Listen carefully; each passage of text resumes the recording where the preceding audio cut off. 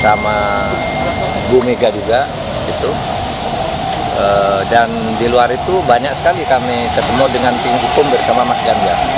Jadi ya komunikasi kami terus jalan karena sudah ada garisnya dari ketua kerjasama partai pengusung, yaitu dari Bu Mega, agar kita mengambil dua jalur secara tegas. Satu jalur hukum, itu saya yang mengkoordinir pada tingkat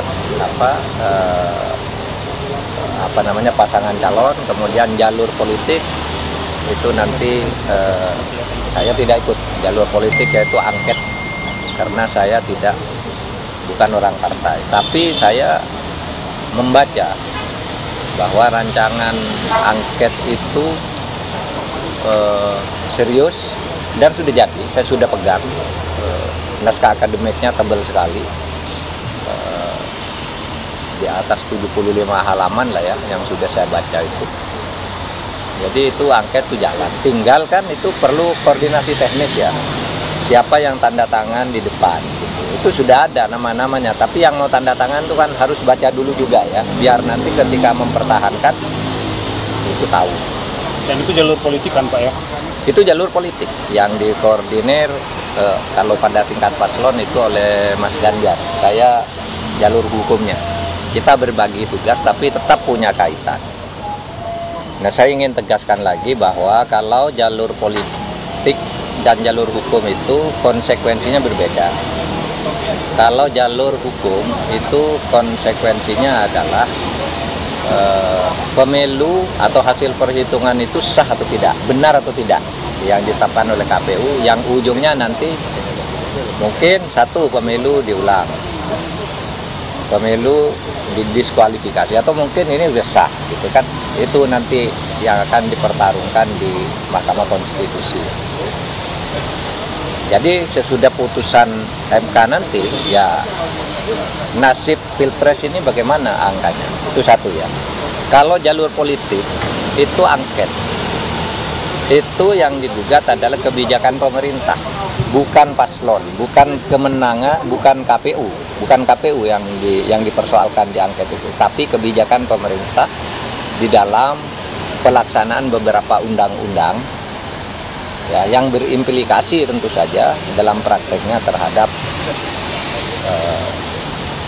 pemilihan umum, tetapi tidak akan menafikan hasil pemilihan umum yang telah ditetapkan oleh KPU dan MK, itu angket. Oleh sebab itu juga angket itu tidak ada kaitan langsung dengan pemakzulan. Angket itu tidak ada kaitan langsung dengan pemakzulan presiden, karena dari sudut teknis prosedural berbeda. Bisa saja nanti misalnya angket menyimpulkan satu, telah terjadi penyalahgunaan anggaran negara, yang kedua telah terjadi korupsi. Nah, kalau korupsi itu pemakzulan kan. Nah, itu nanti dibentuk panitia pemakzulan lagi, beda lagi, dan itu lama gitu. Mungkin ada indikasi tindak pidana. Nah, itu nanti akibat hukumnya bukan pemakzulan, hukum pidana biasa gitu. Nah, itu ya normatifnya begitu. Kalau angket itu tidak akan ada hasil angket presiden makzul, nggak bisa. Harus hanya rekomendasi bahwa penggunaan anggaran salah, baru nanti kalau salah itu terkait dengan 5 hal: korupsi, penyuapan, pengkhianatan terhadap negara, lalu ada tindak pidananya dan ada pelanggaran etik ya, itu baru proses sendiri pemakzulan, yang itu diusulkan oleh sepertiga anggota DPR, sidangnya sekian lama, lalu pembentukan komisi, lalu sidang pleno dihadiri 2/3, keputusannya disetujui oleh 2/3, itu lama. Oleh sebab itu angket yang sekarang ini tidak ada hubungan langsung dengan pemakzulan, tetapi bisa saja ada kaitan pidananya, yang itu tidak terikat waktu Oktober atau kapanpun. Kalau pidana itu kan lama ya, daluarsa.